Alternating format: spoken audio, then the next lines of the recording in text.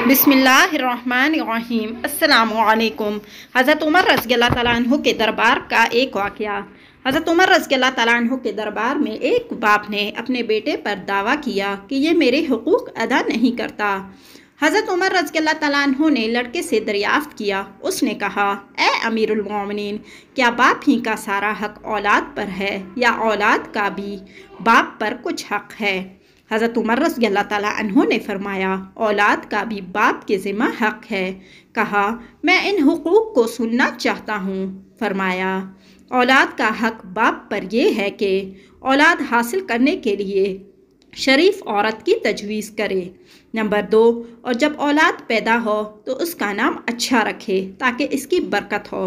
Number 3, जब उनके होश दुरुस्त हो जाए उनको तहज़ीब सिखाए और दीन की तालीम दे। लड़के ने कहा, मेरे बाप ने इन हुकूक में से एक हक़ भी अदा नहीं किया। जब मैं पैदा हुआ तो मेरा नाम जाल रखा, जिसका मानी है पाखाना का कीड़ा, और मुझे दीन का एक हर्फ नहीं सिखाया। मुझे दीनी तालीम से बिल्कुल कोरा रखा। ये सुनकर हज़रत उमर रज़ियल्लाहु तआला अन्हु को बाप पर बहुत गुस्सा आया और उसको बहुत धमकाया और ये कहकर मुकदमा खारिज कर दिया कि जाओ पहले तुम अपने जुल्म की मकाफ़ात करो, इसके बाद लड़के के जुल्म की फरियाद करना।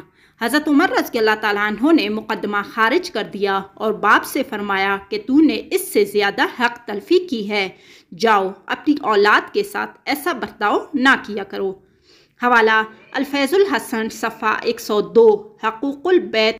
आप लोगों में से बहुत से लोगों ने एतराज़ किया कि आप हवाला दर्ज नहीं करते, तो हवाला है इसका इस्लाह ख़वातीन। इस्लाह ख़वातीन से ये वाक़या अख़ज़ किया गया। अगर आप देखना चाहें तो देख सकते हैं। शुक्रिया।